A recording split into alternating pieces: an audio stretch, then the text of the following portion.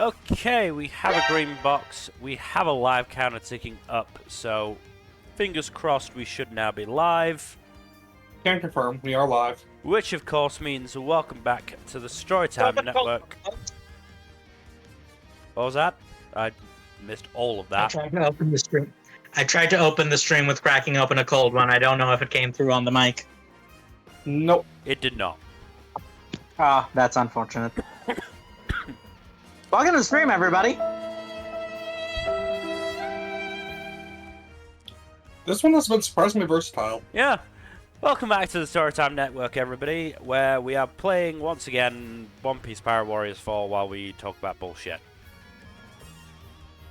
So I have a good bullshit topic to start on. Oh.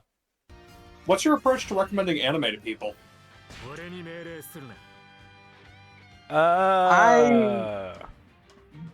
It's a good question. Generally, my approach has been, like, recommending to their existing preferences, like, genre-wise. Because I started recommending anime to my brother already did, like, some anime, but I started recommending stuff to him because I know he likes action stuff first and foremost. So it's mostly been, like, action and or fantasy stuff that I've recommended to him. Because I know he generally finds, like, certain genres a lot more boring than the rest of us do. But yeah, there's also just, like, sometimes you gotta just pick something that you know someone will like based on what you know of their preferences and just go with that. But how do you approach it?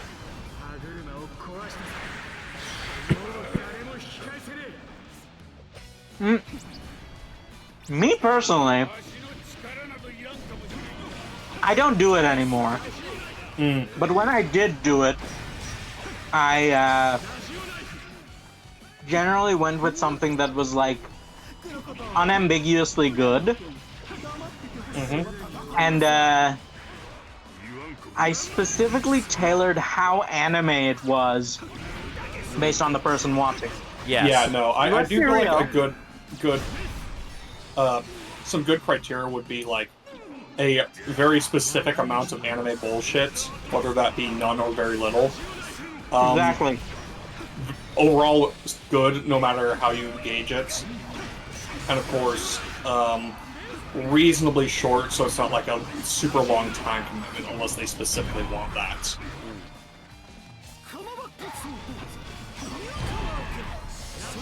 So, like, don't recommend One Piece to people unless they want, like, a super long-running anime, for example. I mean, why would you be recommending One Piece as an anime to people in the first place? You're right. You only recommend it as a manga. Yeah. At least I only recommend it as a manga. The anime has a lot more anime bullshit than the manga does, actually. Regarding One Piece, I specifically recommend One Piece Pirate Warriors 3 as the optimal way of catching up to One Piece.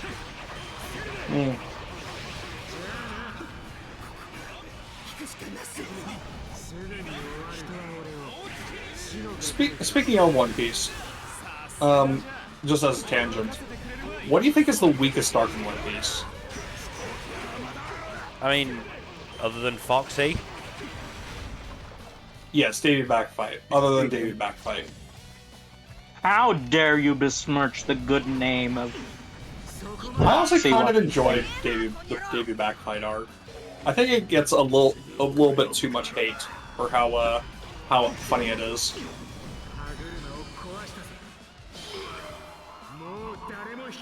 Also, I will laugh and feel vindicated if it turns out that Luffy and Shanks confront each other in a Davy Back Fight.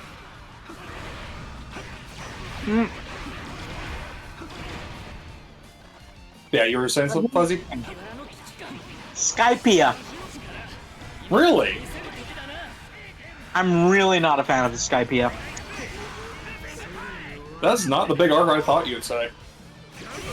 What do you think I'd say? I thought you'd say either Fishman Island or Punk Hazard.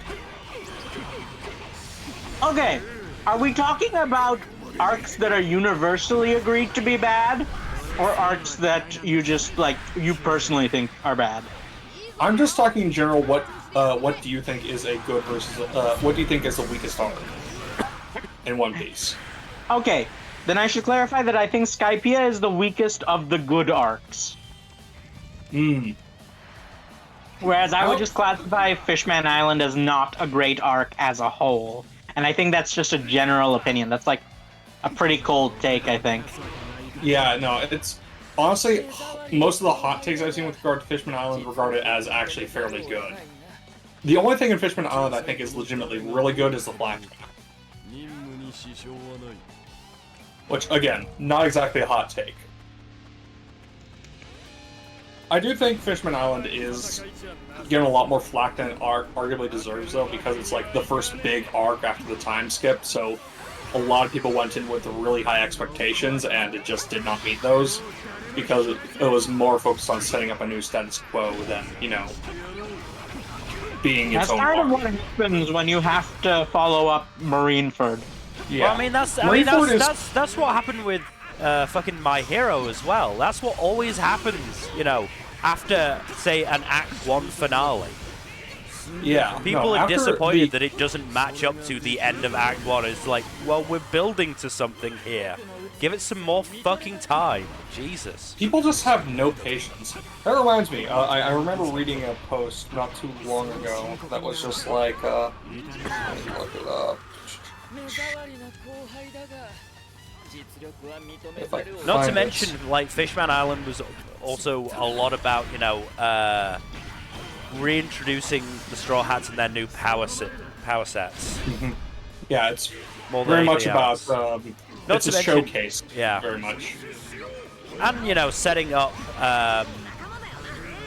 you know, the new New status quo. the new enemies that are going to be faced, you know.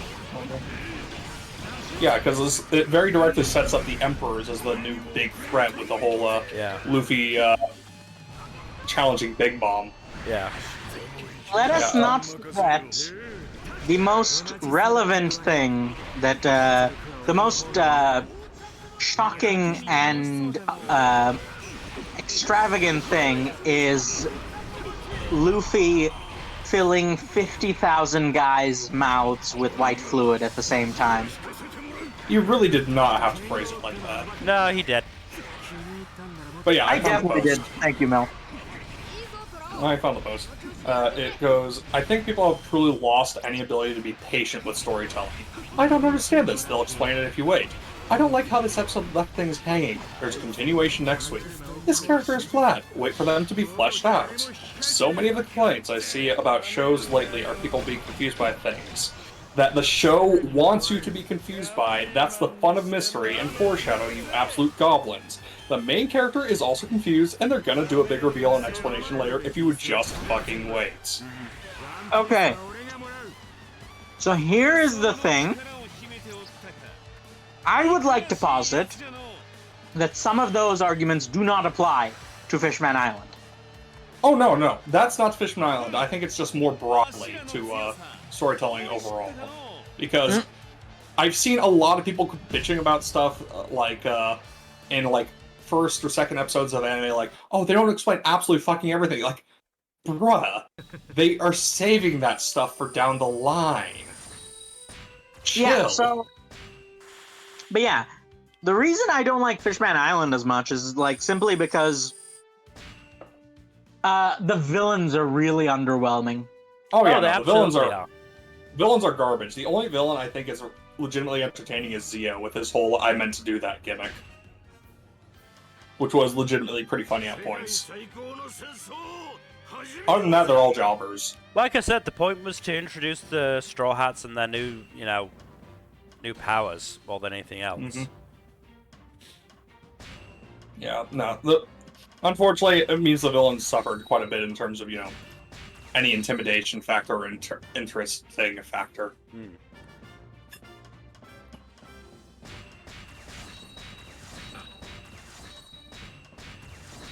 But yeah, no, honestly, I think the biggest, most controversial arcs are probably, Thriller Bark and Punk Hazard.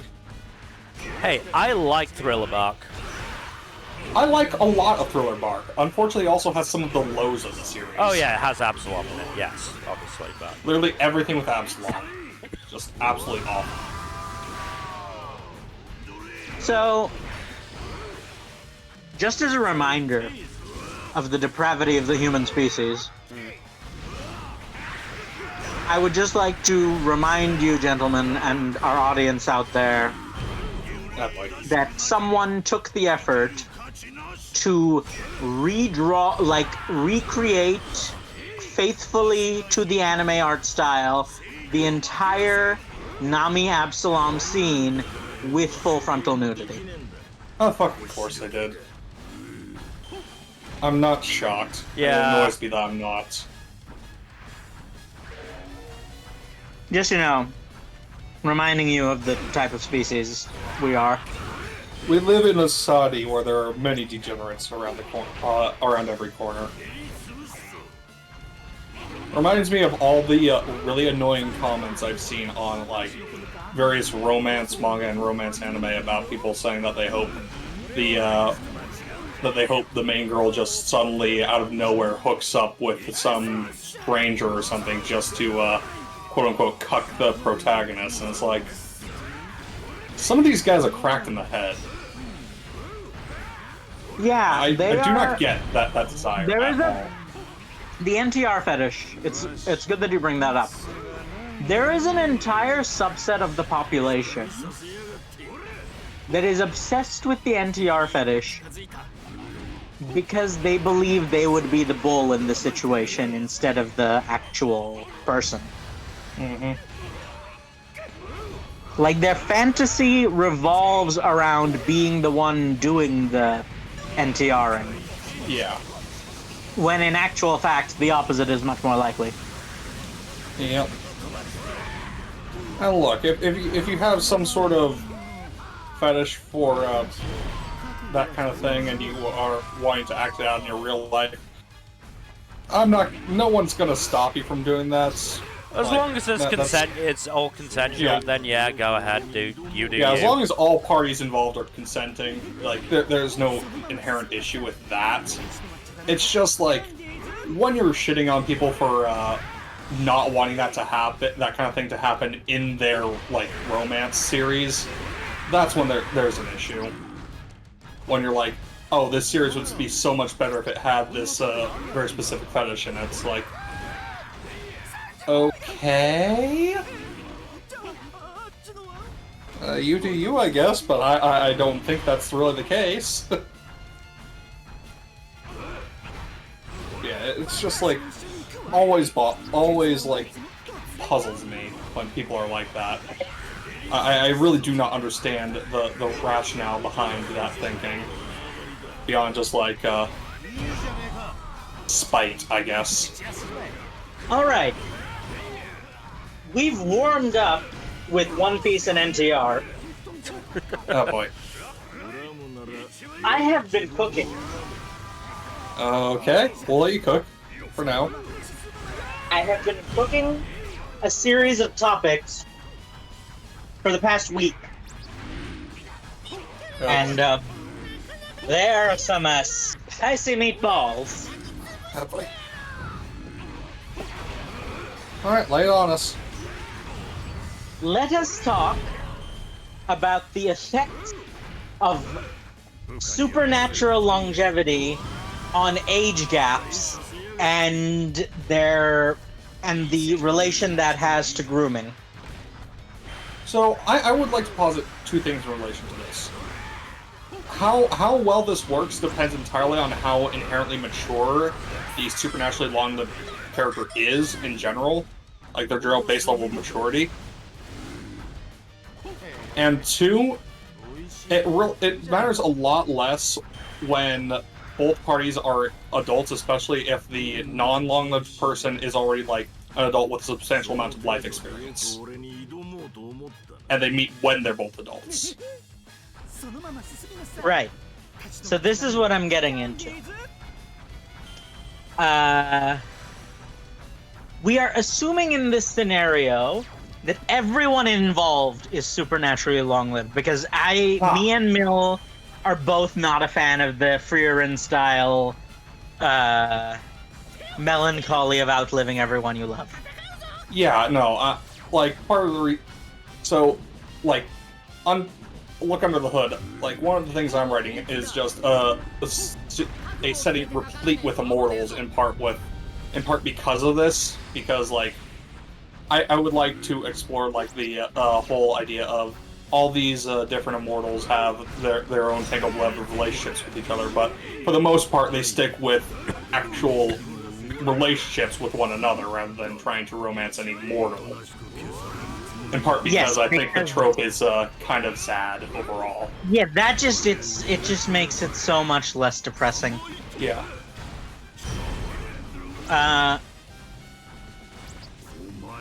But yeah, so let's say 1,000-year age gap. When does that stop being relevant? It depends on a lot of factors, I think. Like, yes. The power differential, I think. Really dig into it. Like, it depends on a combination of the power differential and authority differential in one sense. Like, if they wield, like, similar amounts of, like, supernatural and or political power, then it's not nearly as big of a deal as if, like, there is a substantial power imbalance there. As well as, like, if the younger of the two parties has already lived a substantially long life, as it is. Yes. So that's my question, is at what age for the younger individual does the age gap stop mattering? I want to say at least half a century. If not, like, a couple centuries. Somewhere in there. I was gonna meet you halfway and say, like, 100. Mil, Yeah. Thoughts?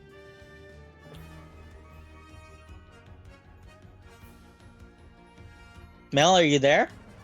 I am. I'm Have we lost thinking. you? Okay. I was also eating. Oh, everyone's eating on this stream, I guess. I mean- finished eating. That's why I was waiting for you guys to warm us up with. Oh, well, why, hello there, person in chat. I don't want to try to pronounce that name. I'm worried I'll fuck it up. Quartoxct_BG. I guess that is how you would pronounce it, isn't it? So it's. But yes.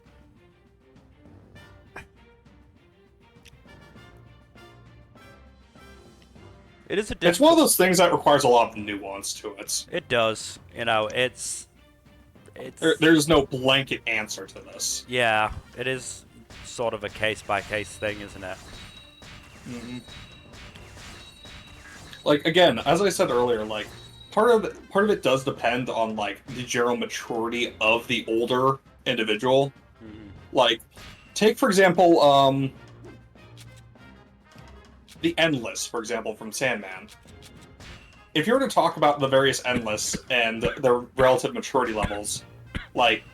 Yes, we know delirium is not legal. For many delirium reasons. is, like, billions of years old, but still has the mentality of, like, a preteen at most.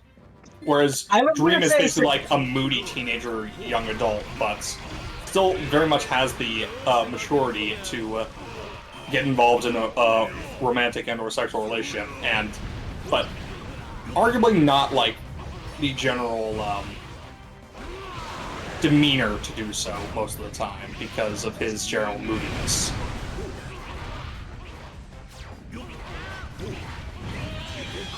But I was gonna go with a more weeby degenerate example. Oh. The literal billions of actually 700-year-old dragon / 500-year-old vampire characters in anime. Yeah, I thought you were going to mention Who are, like, who look like mentally children, yes. 12 at most. They look 12, and mentally they're also 12. Yes, that's a bit more concerning. Like, it's one thing if they just have a deceptive appearance and they actually act much older than they look. still a bit disconcerting, but still an entirely different thing from them both looking and acting like a child. Which, for some reason, Japan is really into two things. For some reason. Protagonists who apparently don't have particularly strong thoughts on slavery. And...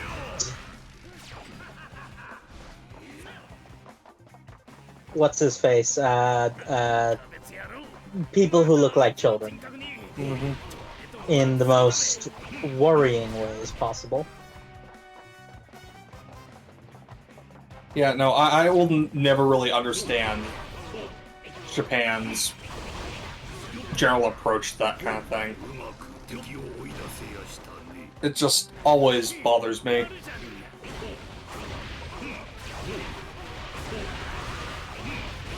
Yeah, no. But yeah, that's one of the things I was talking about. The other one is actually similar. So that's one of the issues to bear in mind. So let me run a few scenarios by you.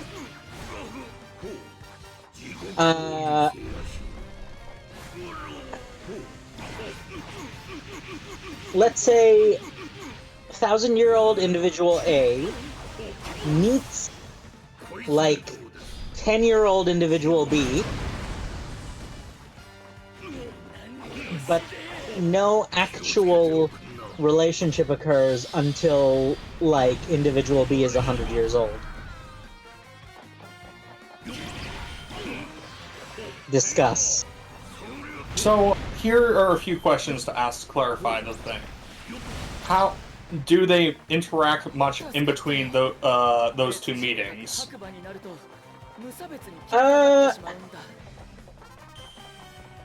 Okay. Let's go at it point by point. What level of interaction is too much? What level of interaction is too little? Like, in your opinion? There is no too little in terms of the interactions. There is a too much, I think. Okay. Where would you classify as too much? I would classify too much if the older individual is fairly heavily involved in the growth and development of the younger individual, especially in their adolescence and early adulthood. Like, if they meet first when one of them is still a child, but there's very little in the way of, like, actual interaction between that meeting and the younger individual being like a full-grown adult with actual life experience, that's a substantially different thing from if the older one is, like, heavily involved from the first meeting onwards. Because at that point, it's basically grooming. Yeah, so how much does intent matter in this case? To a degree. I would right, say... What if there is no intent on the older individual's part? Oh, you think it's like, you're saying like a one-sided thing that the older individual doesn't find out about until much later? Yes. How does that change things? Why do I feel like you're talking about Dresden and Molly? God, I hate that! And no, that is a different thing entirely. First of all, ironically, their ages are actually closer than the situations I'm talking about, which is why it's gross. No, I am not advocating. I am presenting these as topics of discussion, but if we're specifically talking about Dresden and Molly, then that's absolutely disgusting, yes. Yeah, that's a no-go, and I understand why Dresden has basically actively avoided even thinking about it for most of the series. It's one of the few places where I respect Dresden. Look, I'm gonna be honest. I love the Dresden Files. I have very little respect for Harry Dresden as a human being in many regards. Can't blame you entirely. Anything below the waist, I have zero respect for most of the characters in the Dresden Files, with the exception of Michael Carpenter, because Michael Carpenter is a saint who can do no wrong. Yeah, I mean, you have to respect Harry for doing leg day. He does deserve respect for leg day.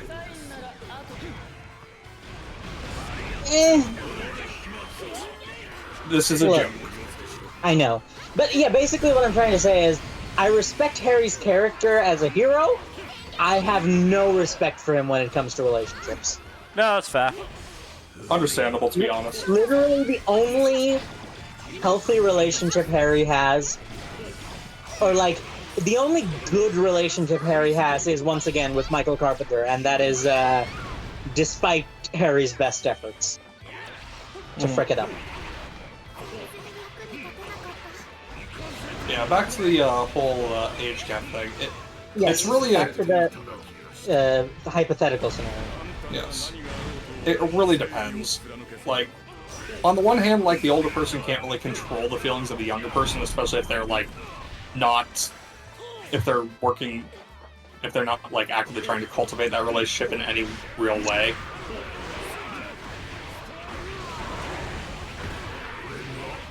But on the other hand, like, there is a point where it's like, it would be taking advantage to actively act on the feelings the other person has for them. And it's hard to say when exactly that line should be drawn. Yeah, like, if the person is, like, a century old by the time the feelings come into play, then does that make it better? Is it worse? Like, what is your thoughts on that? What are we talking about in terms of, like, emotional and mental maturity as well? At what, for whom and at what points? For both of them. Oh, that's a very good point, isn't it? Because, like, the 1,000-year-old person could be, like, still having relatively childlike mentality. Yeah. Yeah, it's like, this is very much a thing where you have to go by a complete case-by-case basis. Yep, exactly. And on the other hand, there is a possibility of going too far and, like, trying to preempt and avoid any possibility of that relationship going in a weird direction by just severing all contact, rather than, actively working to have a relationship without letting it develop that way. Like, is it better or worse to just sever all contact with someone who you know admires you and you don't want it to go into that kind of direction, you know?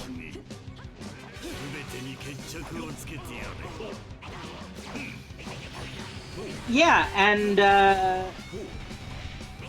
adding on to that, at what point then do you think it becomes okay? The relationship or the other thing? The relationship. Honestly, it's a case-by-case basis. Like, that is the thing. Like, you cannot...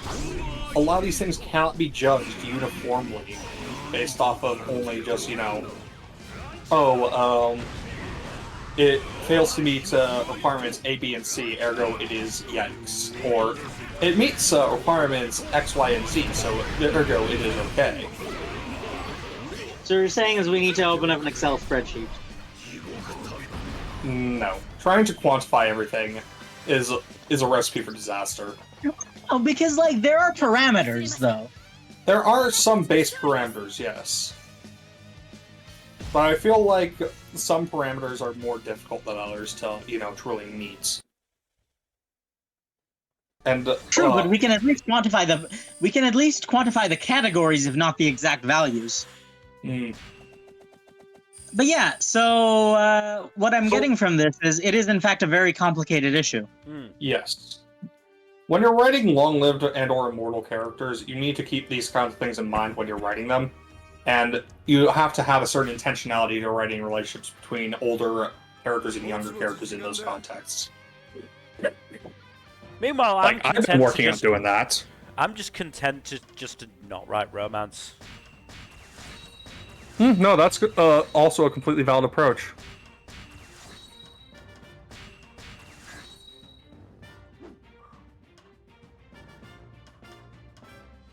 I don't write romance.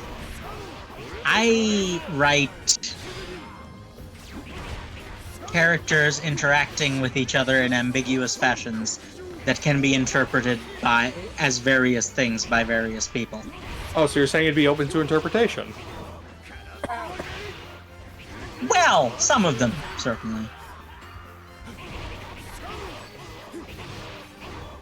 That was a joke. Yes, but I took it seriously. Shame on you. No, none of that. Shame on you.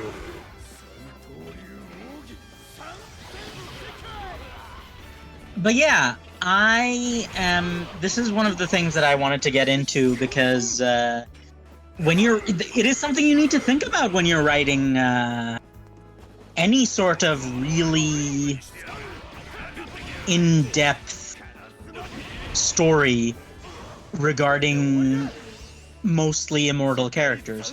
So, let's go dig into a few specific scenarios that are totally not things that happen in my work. They're definitely not. Okay. So let us... Oh, and before that, for our mandatory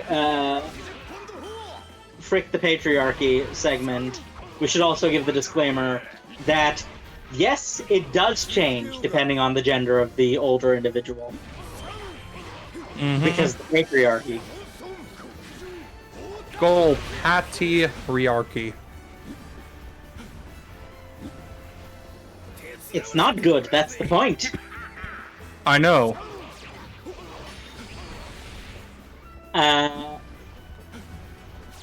But yes. So what do you do when the older character has a less... Let's say they're both, like, very old. Like, at least upwards of a few centuries. Mm-hmm. And the older character has a less mature mentality.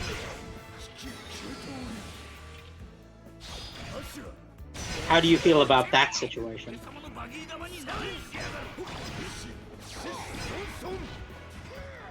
It's a funny scenario to well, it's an interesting scenario to play around with for sure. I will say, like, it depends both on how the exact difference in maturity there is, and just how, excuse me, and how mature or immature the younger partner is as well. Because if, like, we have a whole thing where the younger partner is a very mature person who basically plays babysitter to the older partner, that has the very easy potential of being very weird. You know? Yep, I absolutely agree with you there. So, what relationship dynamic do you think would be acceptable in that scenario? Like, overall, or in terms of specific types of relationships? Well, overall in the scenario that I posited. I don't know, like a friendship would look fine, or kind of like a sibling type relationship, or maybe like something else familial. Oh no, okay. Yes, by general I meant like, at what point would a romantic relationship be okay there? Ah, okay. If the relatively immature immortal is still mature enough that they could feasibly handle a romantic relationship as an adult. So, like, they act like a college student, basically, or maybe like a recent high school graduate. That's on the borderline, I'd say.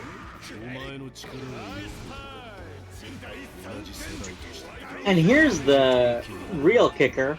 how do you quantify that? It's very difficult to quantify. Yeah. Yeah, what does the behavior even look like in that scenario? It varies quite a bit.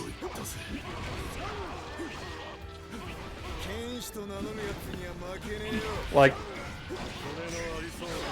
most high school students do not, and college students do not act in the exact same patterns, even like within the same age group. I've met college students who might as well be 12, so yeah. There's definitely a very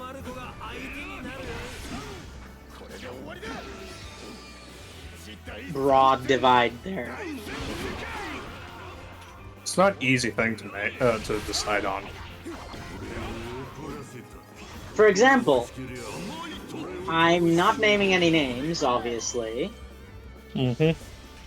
but I had a classmate in university, mind you. So this is a grown-ass adult woman, legally speaking, who very much, a lot of her behavior, she acted in an almost infantile fashion. And spent a lot of her time jumping from sexual relationship to sexual relationship. So That doesn't sound unhealthy at all. yeah. So what I'm trying to say is there's a lot of like ambiguous, possibly unhealthy things going on even in real life. You don't even have to go as far as positing immortals for this.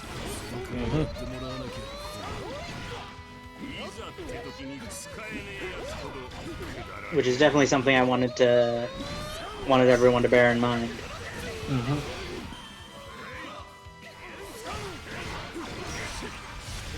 I mean, it's all well and good to say that someone isn't ready to pursue a relationship, but there's nothing inherently stopping that person from trying to pursue a relationship, and there will be people who will take advantage of that. And it's not always malicious, right? Like, Yeah. if the other person just doesn't know your mental state is not in a good place, then are they at fault? Not necessarily, no. Yeah, because if it's just a casual relationship, then is that person at fault for not knowing that their partner's mental state is not in a place where they're essentially, if their partner's mental state is in a place where they are essentially taking advantage of that person, but they do not know it because, it's casual, are they at fault? I don't think so. That does remind me of another question, though. How consensual is it if two people sleep together while both are basically equally drunk? If they're equally drunk, then I think it's like it just comes out in the wash, right? Right? If they're both equally drunk, then, well, you can assign blame to whoever is around them. If there's someone around them who is more sober and, doesn't stop them, even then it's a very ambiguous situation. But, you can't really put it down to a question of consent on those two parties, because neither of them was... The two parties definitely not. No, the two parties are both equally unable to grant consent, which I think, in a weird way, kind of like I said, it just comes out in the wash. But for example, if they've got a designated driver or a trip sitter, then that person does bear some responsibility for making sure things don't go too far, I think. If that responsibility is distributed in advance, then that person bears responsibility. At least to some extent. It's a hard thing to keep track of.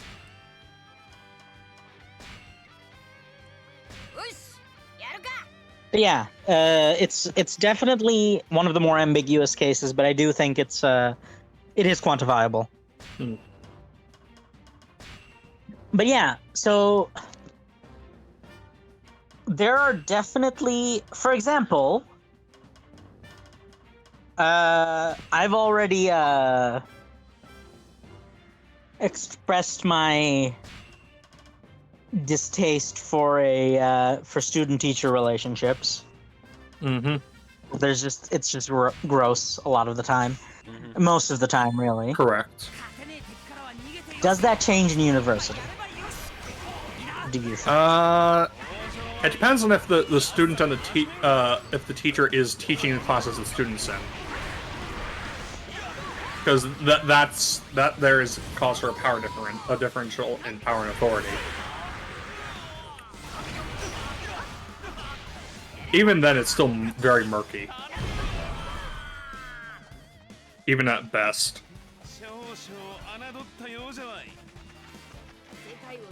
What's your take on it, Mil? I mean, yeah, obviously, if the person in question is actually, you know, teaching the student, then yeah, no, that's a big no-no. I think there's an element of difference if there's no, like, well, no direct connection. Yeah, but even then, the faculty is often fairly interconnected, depending on the size of the university. I mean, that's the thing. Yeah, if the lecturer is, you know, influential enough, they can. It's kind of a moot point. You know, they can still have an influence over the student. You know, something as simple as just being in the same department as, you know, the student's actual lecturer creates a power imbalance.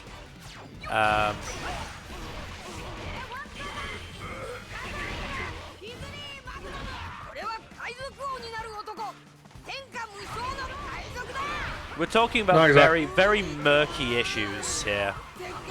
Yes. Why do you think I brought them up? Because you wanted a spirited debate and discussion?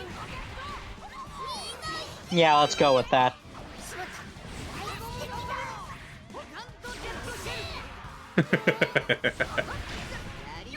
Yeah, you know, that's more or less what it comes down to, though. Like, most relationships are a lot harder to justify if there is a substantial power or authority differential between the two parties. Between the parties involved. Like, it's one thing if they have, like, only, like, some degree of authority over someone very, very indirectly without any real way to enact controlling or manipulative behavior. And they actively go out of their way not to use that's authority. But it's still a very dicey thing.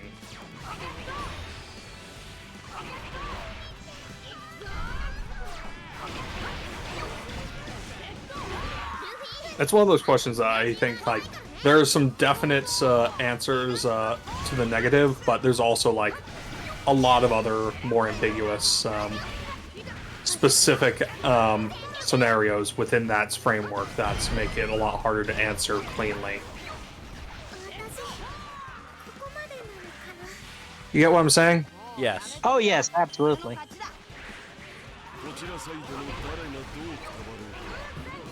Yeah, did you have any other scenarios you were trying to put forward, Fuzzy? I mean, the real question is, not whether or not I have scenarios. The question is whether or not you want me to say them. Look, if you have an alternate topic of conversation, go ahead. But I've been cooking this for weeks, so I have a lot of fuel.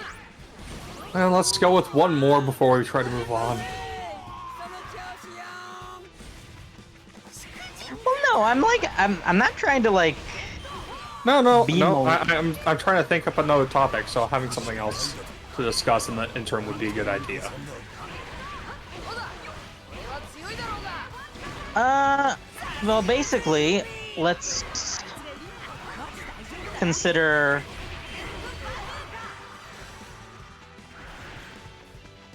a scenario in which, okay, what is, and it's, again, we're assuming that these are both individuals who are at least in the triple digits of age, regardless of maturity. At what degree of mentor-mentee relationship does it become acceptable for the relationship to be romantic? I would say after the mentee has stopped being a mentee, basically. Like, at the bare minimum. Once the mentee is no longer under the mentor's tutelage. Actively under it. Yeah, actively under their tutelage. Like, if they still draw on the lessons that the mentor taught them, that's fine, but, like, if they are no longer actively under their tutelage, that is, I think, the bare minimum line.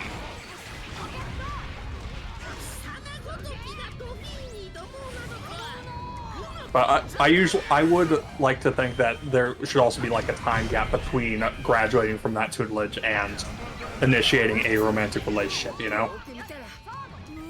Probably, like, at least half a decade to a decade. Especially if they're already long-lived characters as it is.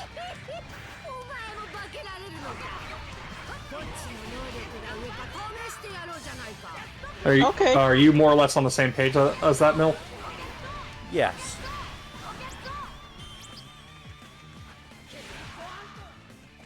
What about you, Fuzzy? What do you think? I'm not here to give my opinions. I'm here to spark discussion. Well, I do want to know your take on this particular one. You did pose the question after all. I think it depends on the specific type of mentor-mentee relationship that's happening. For example, you can have a relationship which is just actively, like, it's just outright teaching. That's one possibility. Mm-hmm. You can also have a relationship that's like,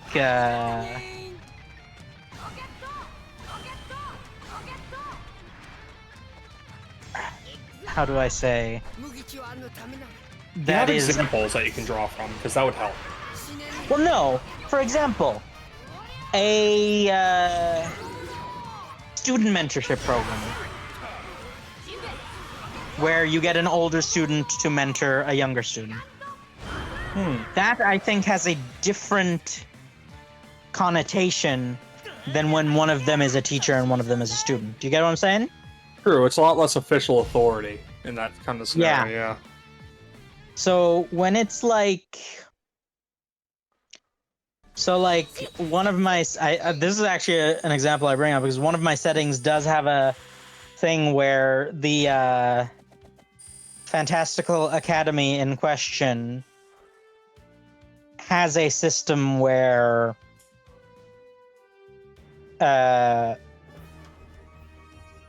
first and second years, or when you enter your first year, if you're in the appropriate program, you are assigned a third year, like a group of 3 is assigned a third year mentor who follows you until you're with your second year, and then they graduate, and then you become the mentor in your third year. Do you get the system I'm trying to say? So that is a much more, I think, acceptable scenario than if it's like a professional mentorship. You get what I'm saying? Uh-huh. It seems similar to, like, the Senpai Kohai thing, except more codified.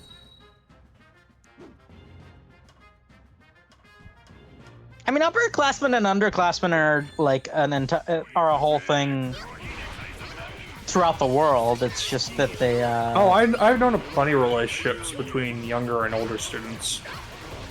I think it really depends on like what exactly the baseline level of like the base age is for the institution, which makes the age difference better or worse depending. Like we have 4-year high school in America, in the United States. So it'd be one thing if like a sophomore was dating a senior, so a second year was dating a fourth year.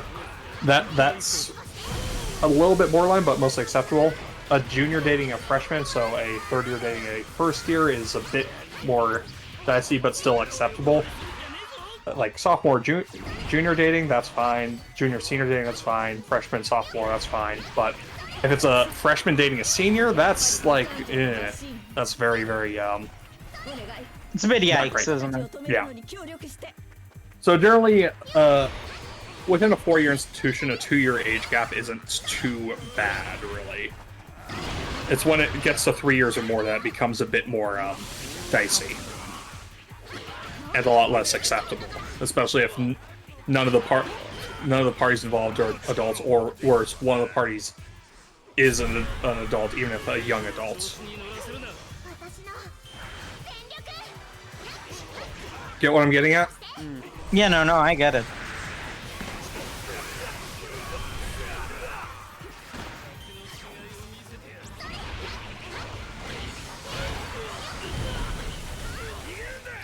But yeah.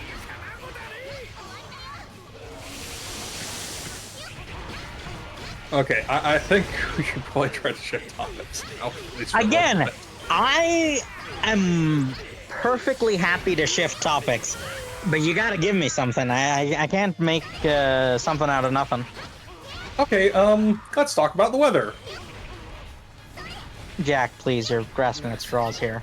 No, actually, this is topical because I live in Southern California. We are currently undergoing the effects of a tropical storm right now, which is highly unusual weather for us. It's just a tropical storm. It was a lot worse when it hit Baja California earlier this past week. It was like Category 4 hurricane or something. Now it's dissipated to low below Cat 1. It's a tropical storm now.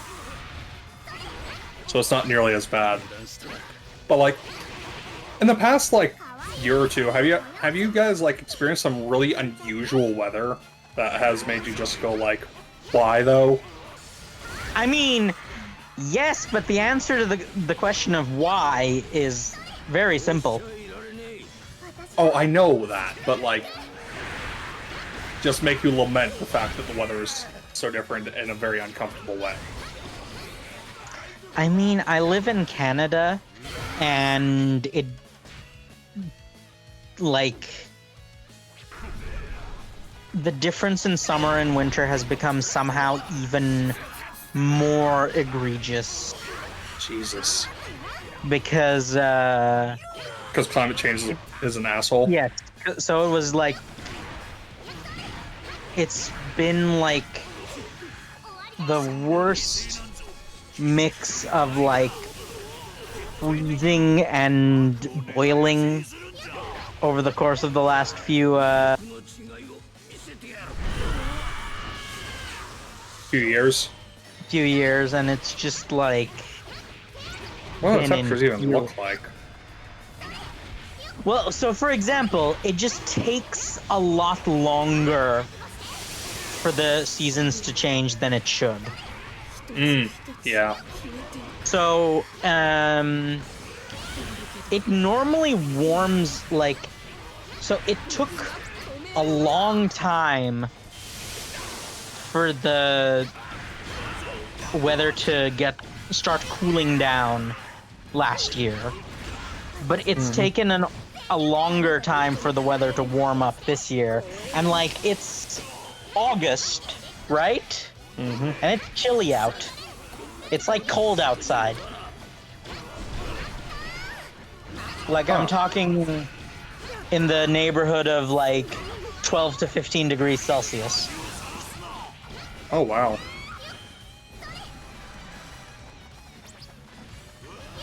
I don't know how that translates to your freedom units, but About 55-ish degrees Fahrenheit, give or take. yeah, like this is a time like that is in many parts of the world winter weather.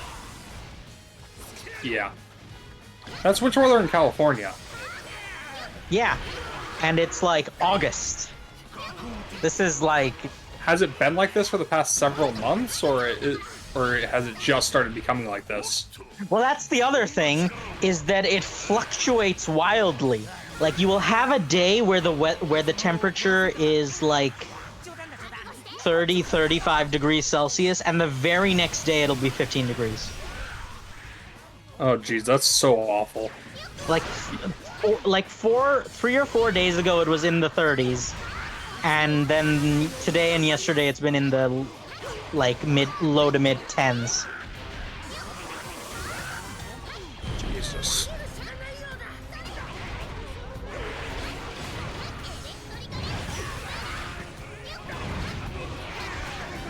Yeah, no, so in California, we had like an unusually wet winter, like to the point where it was like actual flooding in some parts of California, and like we straight up refilled a massive portion of our reservoirs that just hadn't been that had been really low the past several years because of the drought.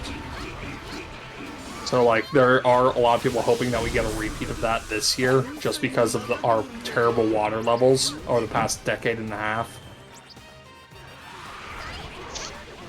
Well, on the other hand, like makes sense. driving in that level of precipitation when you are not used to it is really scary, especially when you're driving on a highway.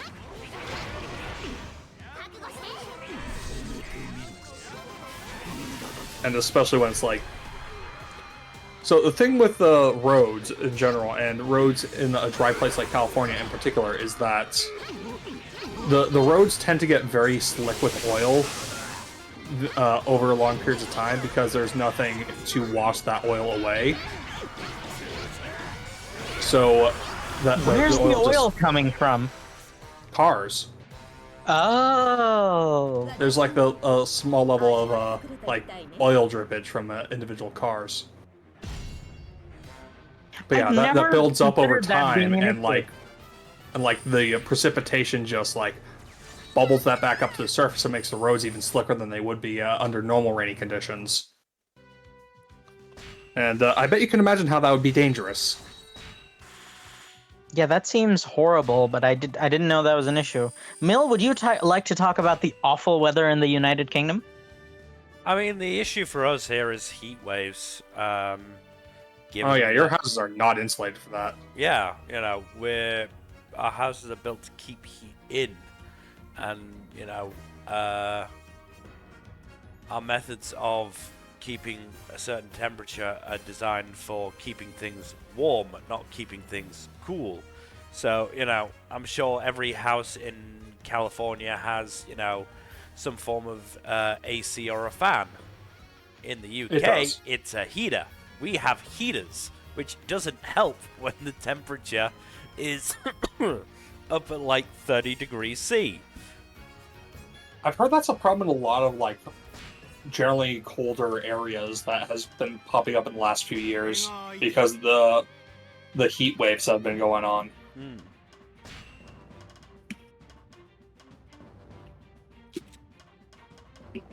Texas had the opposite problem though a couple years back.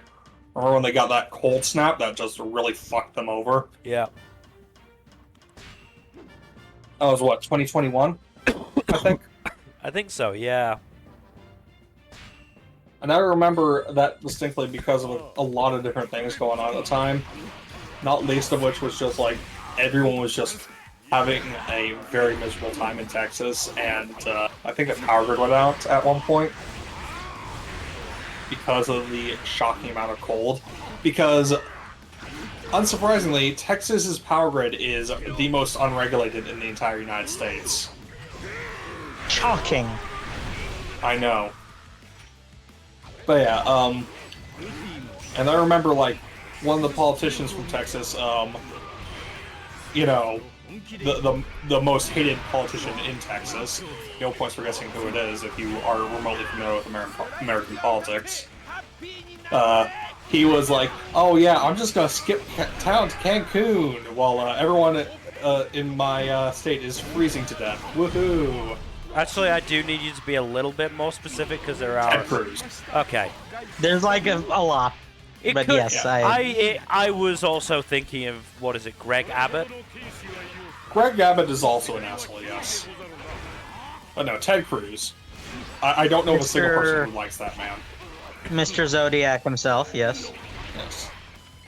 Allegedly. He tried to fuck off to Cancun for a week while every one of his constituents was freezing to death, and it's like, everyone rightfully gave him shit for it. Because, like, it's a really shitty thing to do. Yeah, he's supposed to be in fucking charge. Well, he's not in charge of Texas directly, he's a senator. But, like... What's the difference? He doesn't directly run policy in Texas. He basically represents Texas in the national legislature. That's dumb. Not really. American politics is not the smartest thing in the world, though, you have to admit. Well, so the national legislature is basically two houses of Congress. House of Representatives and the Senate. House of Representatives, there is a set amount of, well, not a permanently set amount, but a set amount decided upon due to census numbers. Okay. Jack, do you mind if I stop you there? Because I don't think we should, I have to believe there's something more interesting we can talk about than an explanation of American politics. That's fair. That is fair. I'm sorry. I like, on a spiritual level, I need to believe that. Yeah, that's fair. I do don't find think learning about different governmental structures to be somewhat interesting, though. It's interesting, but it has a time and a place, and I don't think this is it, Chief. You know what? Fair. How about we go back to one of the earlier discussions and talk about anime recommendations, because we didn't really go too deep into that. I mean, so, on my part, I have actually been, watching anime with my mum, which has been interesting, because obviously, got to avoid certain types of anime bullshit. But, she does have certain tastes. I mean, to be fair, I've recently learned that I've actually been sort of... Her list of recommendations is shorter than I thought it was, because all she really wants at this point is something with, like, more of a... What is it? Sort of shonen, what's the word I'm trying to look for? Energy? Energy, I guess, yeah. Shonen tone, maybe? Because I know you mentioned showing her Jujutsu Kaisen and Dr. Stone. Yeah. And I'm honestly kind of jealous because, like, I've been over the course of the last few weeks been watching Good Omens with my mother. Ooh, I've heard that one's good. I've read the book. I know the book is good. Yeah, well, of course the book is good. It's Neil Gaiman. You can't go wrong with Neil Gaiman. Yeah, Neil Gaiman and Terry Pratchett. Yes, it's like probably one of the better works of all time. But the reason I bring it up is that that's about as wild as my mother's tastes get. Like, that's about her tolerance for fantastical nonsense. To be fair, Good Omens is pretty fantastical. Yes, but it is firmly grounded in humanity. And the real world. I think that's the issue, is that, like, it's whimsical, but it is very grounded. Do you get what I'm trying to say? Yes, I think so. I think there's a distinction you have to make between whimsical and fantastical. And yes, while it is a fantasy story, it's like it's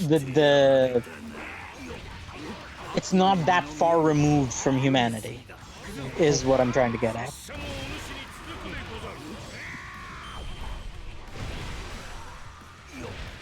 That makes sense. Yeah, I did show my mother 2 different anime movies that she wound up liking both. One was Spirited Away, which, you know, pretty easy to show somebody. Yeah, really Ghibli Ghibli is like almost cheating. I know it's almost cheating, but it wasn't the first anime movie I showed her. The first one was Makia, which is a very good movie, which is also about motherhood as one of its core themes. And tough to say, both of us cried like actual children during the movie. Very emotional movie, but very good. Like, do not be afraid to give the person you are recommending something strong emotions. Just know that, just try to make sure that that they are comfortable with experiencing emotions during something they're watching. I'd say.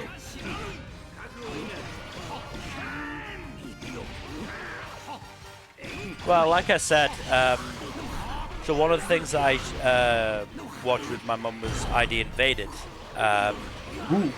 While she did like it, she did think it was a bit too, you know, darker in tone for her, which is understandable. It's about serial killers and their mindsets. Yes. I'm sensing a however in there. No, however, I mean, you know,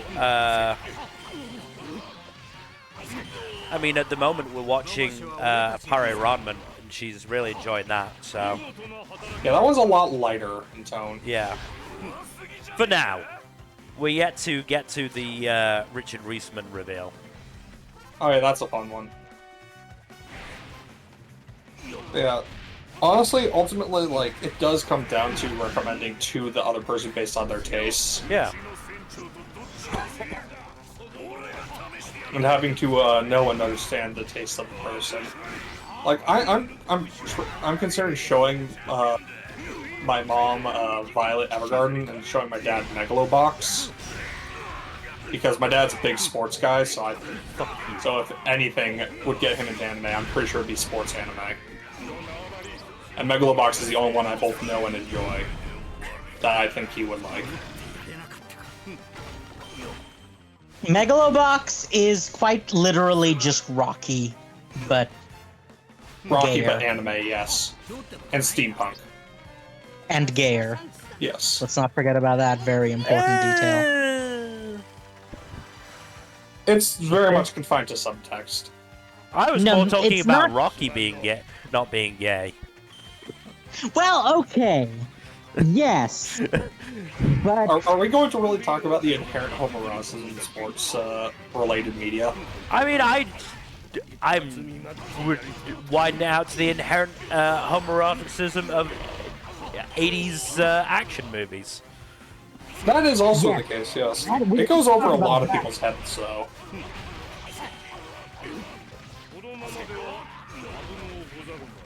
Like, all of those, you know, fucking action movies with, you know, Stallone, Schwarzenegger, and all those guys, you know, there is a certain amount of homoeroticism to them. Oh, 100%. Like, that's not even getting into, like, all the buddy cop shit. Yeah. Which is, like, just absolutely loaded with homoerotic subtext. But yeah, honestly, like, I feel like Megalobox or Vinland Saga would be very much like a good dad anime to recommend to a dad, especially if they're into sports and/or action stuff. Because I know sometimes older generations don't really see the value in like animation as a medium for bullshit reasons. No. I like my dad is personally like very much in that camp where it's just like it's a cartoon. Why should I care? Sort of thing. Yeah. Mm-hmm.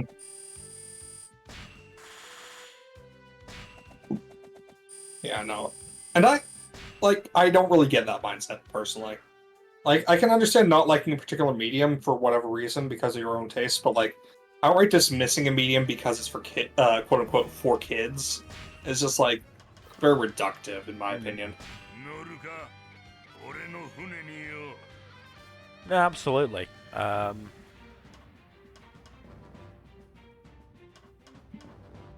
But you know, you get those people sometimes, unfortunately, who, you know, are just not willing to give things a chance. And, you know, that's why I was really glad that my mum was willing to give stuff a chance. Yeah. I remember showing, sometimes you just gotta find the right thing to show them. Yeah. Sometimes they just don't want to watch something, period. And you know what? So, sometimes it's okay if like it's not like a medium isn't to your preferences. That's all well and good, but like trying to come up with a reason for it beyond like just not my vibe is like I don't really see good reasoning for that. You know? Yeah. Just like say it's not your thing and move on. If you don't like it, you don't like it. It's what it is.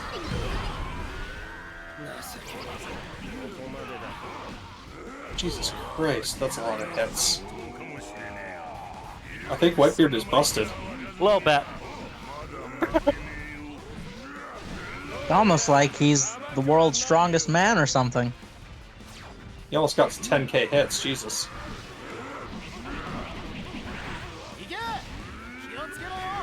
As I said, there are some characters that are just really suited to just like doing a lot of damage to the mooks, and Whitebeard is definitely one of them. Unsurprising. Whitebeard is busted as all hell. It would be disappointing if he wasn't, Exactly. Okay, here's a question. In fighting games, based off of properties from other media, how justified do you think it is to make certain units much more broken than others? Okay, we first from have both to... a game balance perspective and from a story versus gameplay integration perspective. Okay, I'm gonna have to stop you right there for a moment, because there's a very, very important consideration you have to get into beforehand. Which is? That consideration is that fighting game is not necessarily the term you want to use for this. Because, as we all know, this is a very broad term, and there's very specific genres within that encompass that term. I have an entire thing. So I say this as the only person in the chat, I think, who is a fighting game aficionado. Yeah. I don't really play fighting games regularly, so yeah. I don't play them because I'm bad. However, I literally I watch at least one fighting game tournament a day. Oh, goddamn. Or at least, well, not a whole tournament, but like, because like a tournament generally, even if you're watching only like the top 8 or something, generally what I do is I like every day watch like a couple of matches in like the top 8 or something of a tournament. So I get through like at least 1 or 2 tournaments a week. Generally Street Fighter, Guilty Gear, occasionally King of Fighters. But as an avid consumer of fighting games in the enthusiast class,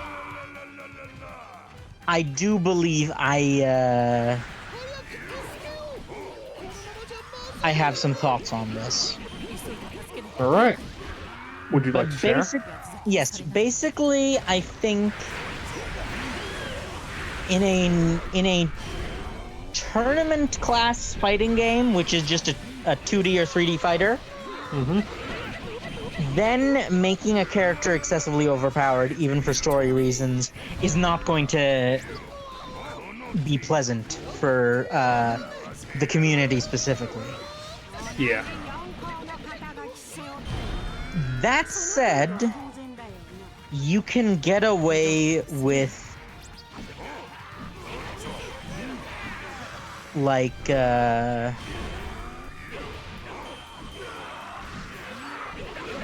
you can get away with that in an arena fighter or a Musou game like in One Piece. Yeah, I think Musou games it's easier for sure because it's not PvP, it's PvE. Yeah, and that's really the rub, isn't it? Is like PvP just has different standards than PvE. Mm-hmm. Also, I feel like something... that. Oh, go ahead. Well, no, I was just gonna say that's something you have to consider at all times. Yeah, I think that's why a lot of games don't really have PvP features because like certain characters, certain units are like far too broken to allow into a PvP set scenario, and it would just absolutely wreck game balance to make them PvP units.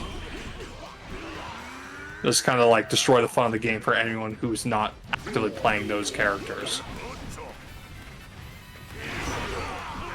Yeah, like, and that's kind of the trade-off. Like, again, overpowered characters are really fucking fun to play, and when you can just, like, mow down enemies by the hundreds, like Milla's doing right now. Thousands, sir. Thank you. Right. Thousands. But yeah, it just is not fun to deal with that, like, PvP scenario. Which is, you know, why a lot of, say, Pokemon tournaments, for example, ban a lot of specific Pokemon. Because they are way too broken to allow into a PvP setting. It's why you do not have... Like, that's why that you have, like, Ubers as a tier, because that's the whole anything goes, so... If you're open to fucking around with legendaries Well, and anything finding goes out... is actually another tier. Oh, right. Anything goes. There is right. literally a tier called Anything Goes, yeah. Yeah, but that's specific... I think that was specifically made because of Mega Rayquaza, wasn't it? It was, yes. Because Mega Rayquaza is so ludicrously broken. But yeah, so yeah, they designed those tiers specifically because they want to account for the most ludicrously broken units that that come out of a given Pokemon game, or in general, really. Whereas like most of the other tiers are like very specifically restricted to like no legendaries and none of these specific set of other Pokemon, including, I think a couple pseudo-legendaries are also banned. Most pseudo-legendaries are generally relegated to either Ubers or OU. Yeah. I'm pretty sure, I'm pretty sure Garchomp was one of the ones that was just, like, straight-up banned from most tiers. Or was it Hydreigon? I don't remember. Garchomp, I believe, was much more problematic than Hydreigon, yeah. Hmm.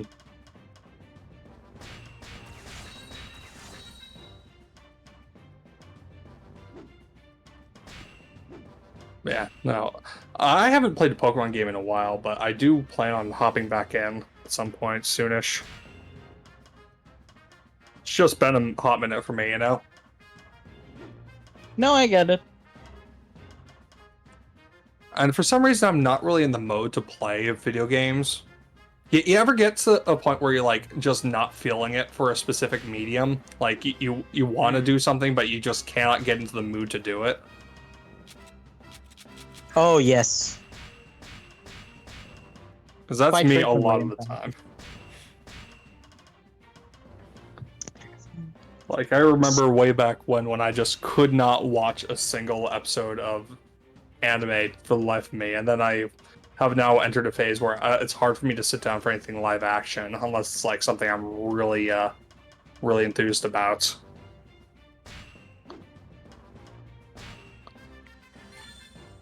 Pretty wild to think about it, isn't it? I'm not sure how much of this is like the standard, the norm for everybody, and how much of this is just like my neurodivergent ass. Well, considering you're talking to two people who are also neurodivergent, I don't think you're going to get a great sample size. Yeah, two people who are both possibly ADHD-ic, and one of whom is definitely autistic. Yep. It's one of those It's me. things like, To me, I'm the autism.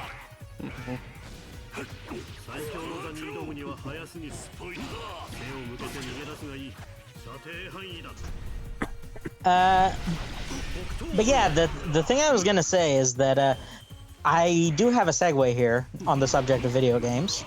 oh, Baldur's Gate 3. yes, Are we still playing that on Tuesday? Yeah? that's the plan. I'm very much looking forward to it because I've got it downloaded. I didn't know it was 125 gigs. But Oh yeah, it's fucking huge. I know that took me hours to download. I have now downloaded it, and I hopped into. I wanted to just mess around in character creation a little bit, so I did hop into that. And as a result, I have seen the opening cutscene now. Nice. I have also done that. I have not gone past the opening segments of the game, though.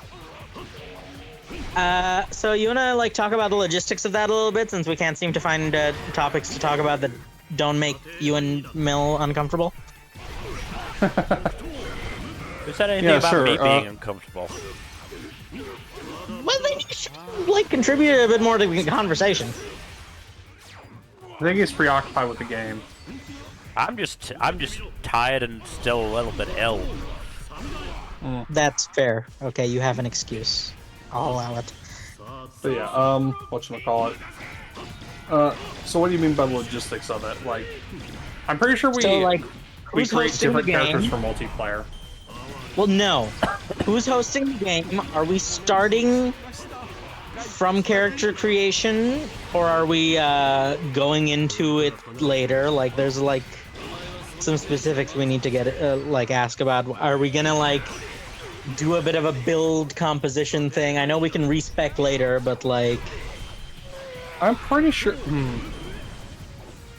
So from my I don't know how multiplayer works compared to single player. Is the thing. so okay. I can, in fact, elucidate a little bit at least, because I've looked this up. Apparently, the host saves the save file, and you can either jump in which case you will have to skip the first level, or you can start you can start going from runtime, which will result in you being able to like. That is the only way for other players to pick origin characters. Is if you start the campaign from character creation. That's the only way for non-hosts, rather, to start. After that, you gotta get into the whole question of, are you going to,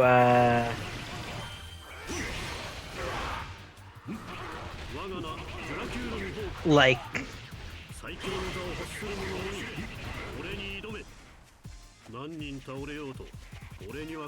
How's he? Sorry, I got distracted for a moment. After that, it gets into the question of you can also have your host start it up and play through the prologue, I think, and then you can jump in with characters you've created from outside, I think. That might be better, honestly. But no, there's like some issues there as well. Damn. So I think the optimal way is for us to start from character creation, and we can include that. But first of all, we need to figure out who the host is going to be. Is it going to be Miller again? Probably That's a me question as to the ask. streamer, but honestly, this is all stuff we need to ask Yen. Yeah, I was gonna say we need to talk again about this. But I do think he would agree to. Probably we'll definitely talk to him, but I think it would be optimal to have Mill be the host. Hello again, Quartz Oxy Team _ BG. Hi.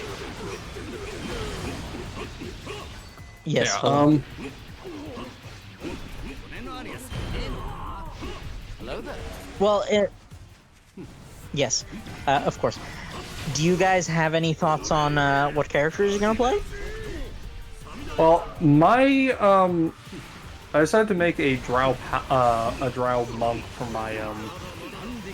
my single player playthrough, so I might try something else for the multiplayer game. I'm already playing a paladin in D&D, so I'm not sure if I want to do that, but I might do something else. I kind of want to play a druid, actually. I've never played a druid before. Druids are fun. You can, instead of romancing a bear, you can be the bear that is romanced. Mm-hmm. The bear, and the maiden fair? Well, apparently.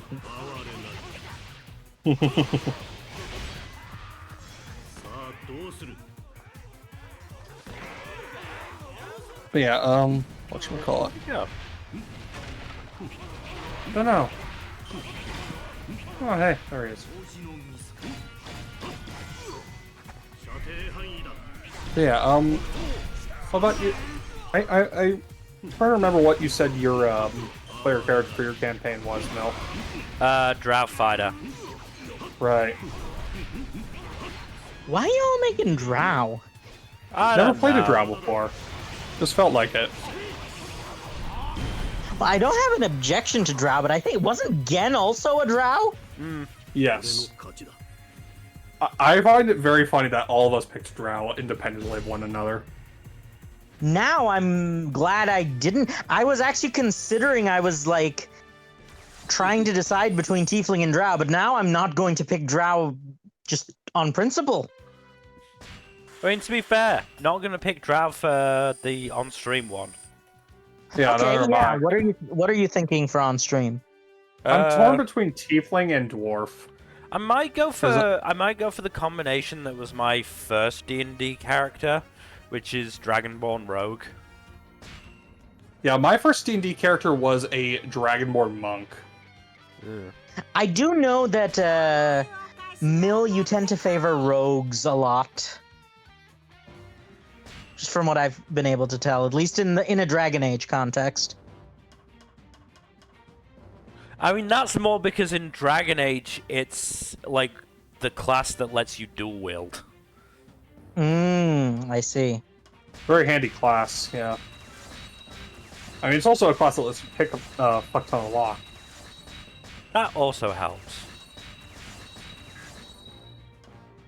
But yeah, whatchamacallit?